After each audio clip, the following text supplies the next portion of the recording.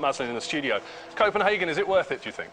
I think it's incredibly important. What we're seeing already is lots of countries making huge pledges, such as Norway, saying that they're going to be carbon neutral by 2030. It shows that the politicians in the world are taking this threat seriously and are actually working to protect the populations that they actually respond to. Now, your big issue is the developing countries, isn't it? This is what you think is important from this conference.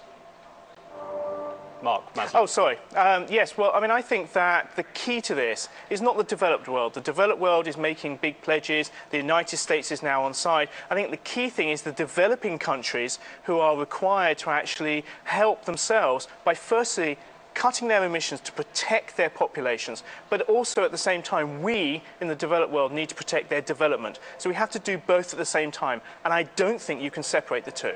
Well, Mark Morano from ClimateDepot.com, you don't agree with that, do you? You don't think that developing countries should sacrifice their chance to make a bit of money and sort their debt problems out for the sake of saving the planet?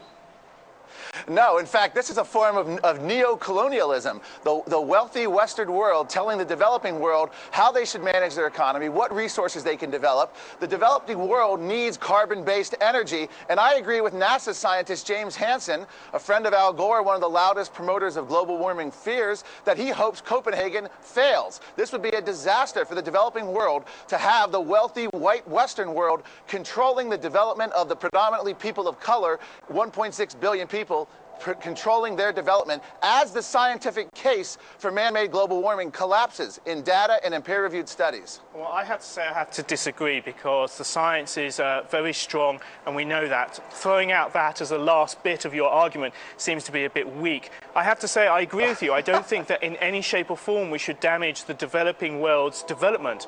But if you're Bangladesh and you're faced within the next 50 years of losing 20% of your country, imagine losing 20% of the whole of the United States due to climate change. And then you're going to say, oh, that's okay, but the rest of the country is very developed. I think you have to do both. You have to protect your population from climate change so they can develop and have the same sort of lifestyle that we do.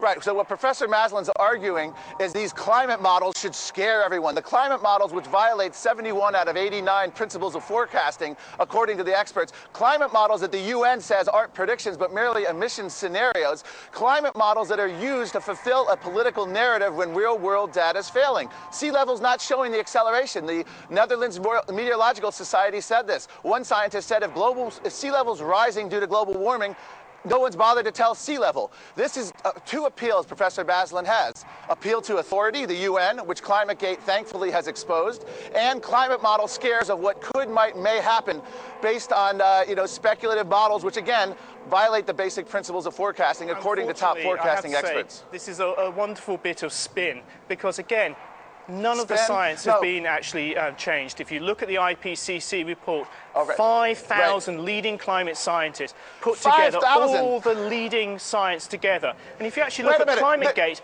the ClimateGate was about whether climate 2,000 years ago ties up with the last 150 years. Actually, if you look at the evidence, temperatures have been rising for the last 150 years. If you look at this week, the World Meteorological Organization and the Met Office showed that this decade is the warmest we've ever recorded. This year alone is the 5th warmest year. If you look at the satellite data, sea ice has been retreating. 2007, you could actually take a supertanker from the Atlantic all the way to the Pacific for the first time in human history. Why do you not believe the science? Why suddenly are scientists lying to you? Let's go one at a time. The sea ice tanker, they used satellite monitoring, and they had Russian icebreakers breaking up the ice. If you go through it, 2007, we've now gained a size of 1.5 Texases in the Arctic in the summer. Antarctic sea ice is at a near record sea ice extent. They had the record summer of sea ice. Why isn't the professor talking about that? Yes, temperatures have been rising since the end of the Little Ice Age. That proves nothing. Peer-reviewed journal Science had said the 20th century was not anomalously warm.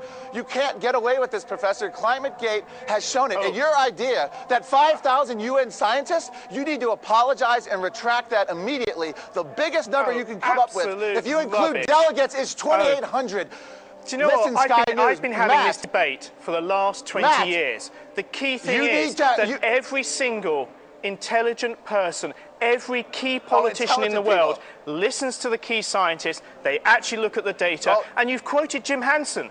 Jim Hansen may want Copenhagen to fail for some reason, but are you actually taking a little bit? Jim Hansen actually said this is the most important thing on the planet and we have to deal with it. And actually American coal and Chinese coal is the biggest problem.